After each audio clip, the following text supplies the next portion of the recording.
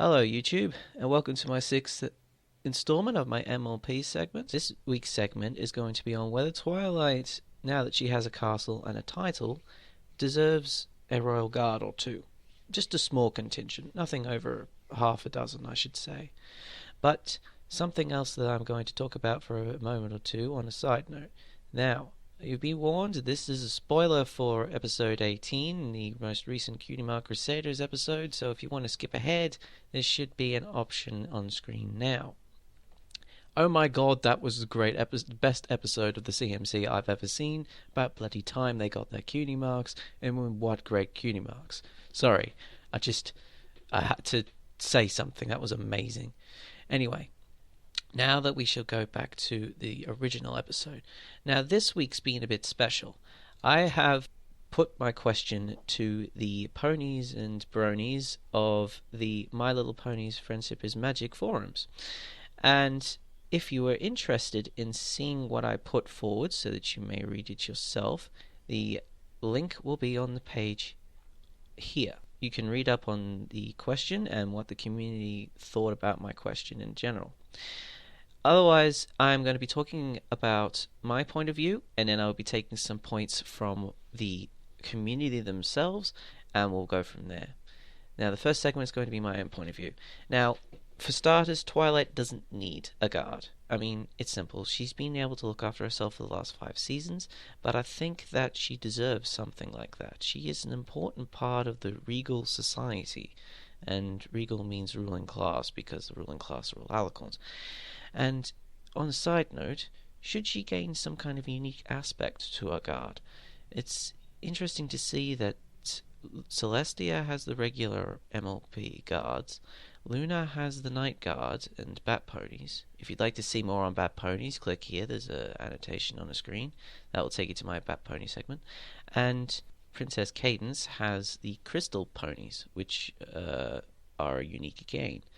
So, if Twilight was to gain guards, would she get her own unique guards, or would she just get Celestia guards? Who knows? But the reason I want to see guards turn up at Twilight's castle is really to add more definition to the guard. I wanted to create more backstories within the guard, because at the moment we know 2 guards by name. With the exception of those 3 guards that we saw in Rarity Investigates, we know Shining Armor and Flash Sentry, and we all hate Flash Sentry, and Shining Armor has a dual role in several things, and he's a little bit too important to be considered just a regular guard, I guess. So it'd be interesting for the writers to add a few guards who don't even have to wear armor, who don't have to be on duty all the time. They can be part-time duties, so they can spend most of their time just helping out the ponies of Ponyville, and some of them can stand duty or help Twilight when she goes on official duties to, welcome diplomats from another country or so on. It could add a lot of definition and story. That's my proposition to it. Now, I'm going to talk about the community responses.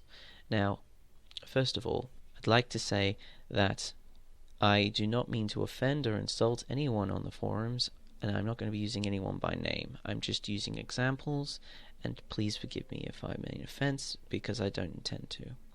There are a few answers within the forums themselves that are very reasonable. Now, the majority of people who replied thought that she didn't need guards. I'm in the same boat. I don't think she needs guards. She's either physically powerful enough, or with a combination of her friends, she can more than well defend herself. That's not really why I want guards to guard her.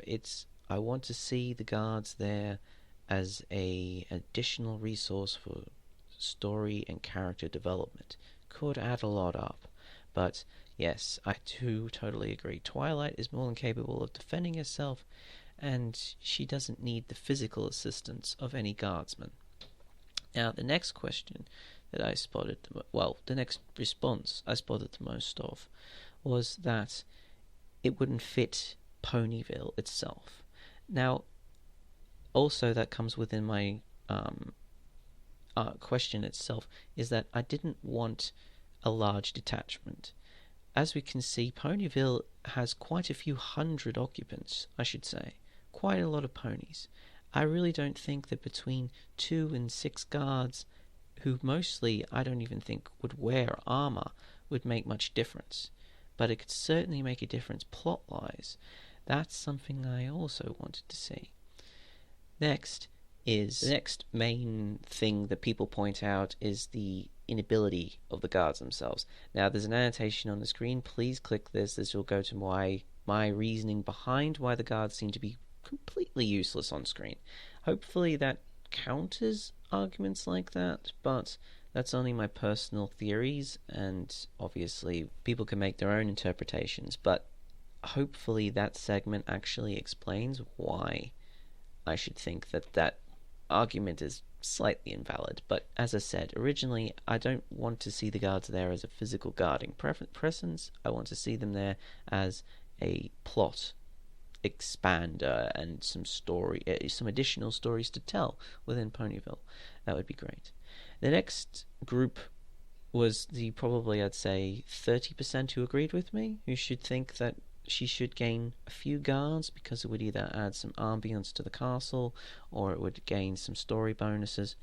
And the other one that I really didn't expect, which I was very happy to find out from the community, which was suggested, was that maybe not gain guards, but gain some staff.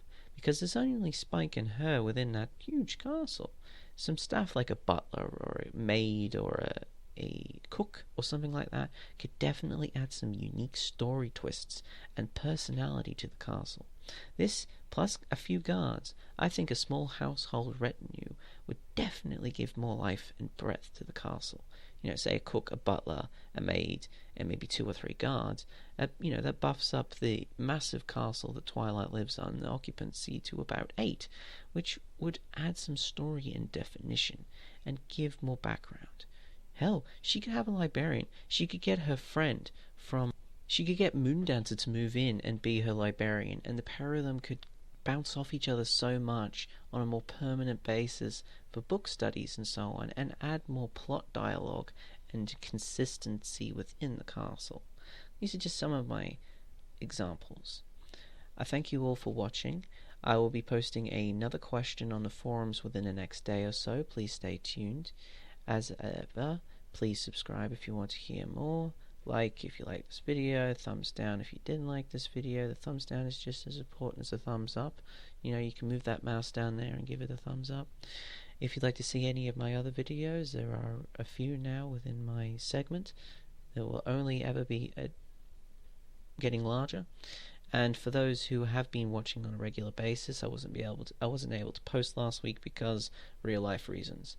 Life has a habit of getting in the way of even making shit for YouTube. Can't help that. And until next time, see ya.